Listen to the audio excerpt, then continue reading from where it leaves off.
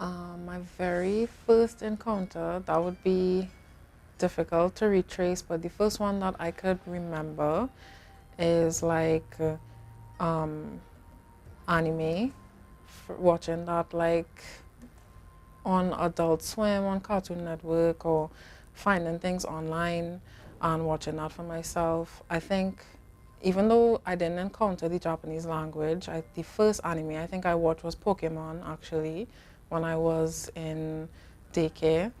And it was something that I was like really obsessed with. I love Pikachu so much. And I think little things like that just kind of make people attracted to Japanese culture. So I think that was my first pull to Japanese culture.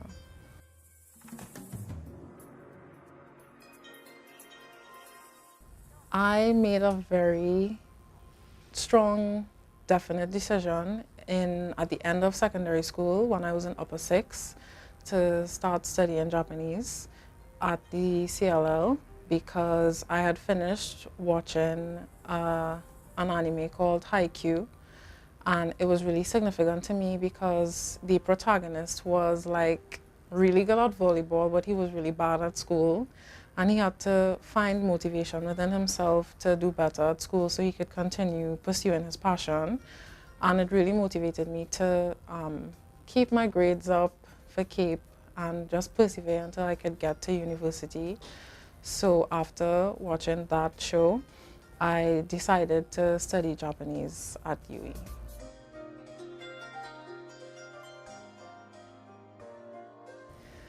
The highlights of my trip, I think the obvious ones would be going to temples and shrines, going to like Sensoji, visiting Kamakura. There are lots of shrines in Kamakura, but the highlights for me actually would be like mundane things, like just being able to see the road, saying stop in Japanese, saying tomare on the road, because those are things that I would see online, and to be able to interact with it in real life was definitely a highlight for me.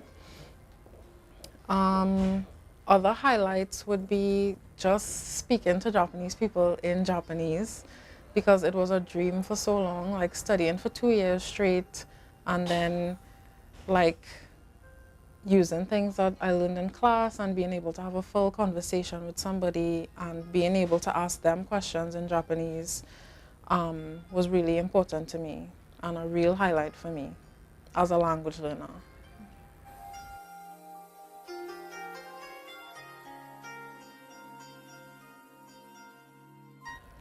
I would say it was like a roller coaster in a positive sense, because having to study a language is a really big thing to take on, and doing that in tandem with an undergraduate degree was definitely a lot.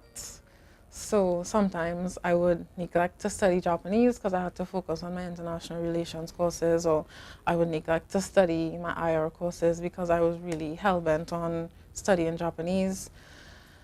And not having a fully immersive environment that like a French learner or a Spanish learner would get, because they encounter a lot more native speakers. I had to go outside of my comfort zone to speak to Japanese people that live in Trinidad and Tobago. But studying Japanese at CLL, I would say, is a pretty perfect experience for me, because everybody that studies Japanese, we become like a little family because there are so little of us, and because it's kind of a niche interest. So like lots of people that I had in class, that I had studied with in class, I'm still in touch with them, and I speak to them like almost every day, or like as frequently as like twice a week, because we have so many interests in common.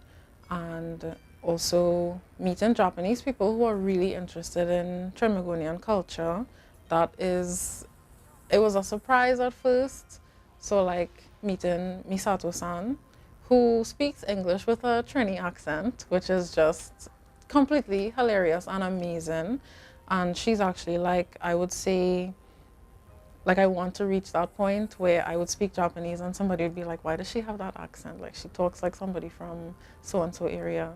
So yeah, every part of studying Japanese at CLL was just like really good, a really, really good experience for me.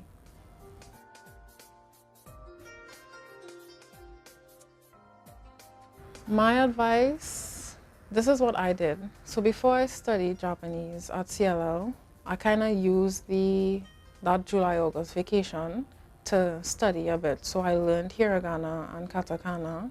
That's two of the writing systems used in Japanese. I studied those, I learned them. I kind of interacted more with Japanese language separately from Japanese pop culture and media. And I kind of got a taste for it to see if I really wanted to do it, and I was still really motivated. So that's why I ended up signing up and eventually starting in September. So I would say interact with the language a little bit, and you know, you don't necessarily have to buy textbooks and stuff because textbooks are expensive, and there's also a world of information and so many resources online, so you could dip your toe into it without having to sacrifice too much. So I would definitely say to somebody to explore a little bit using online resources, or you could even come here at CLL and ask some questions and then see if you still want to sign up at the end of the day.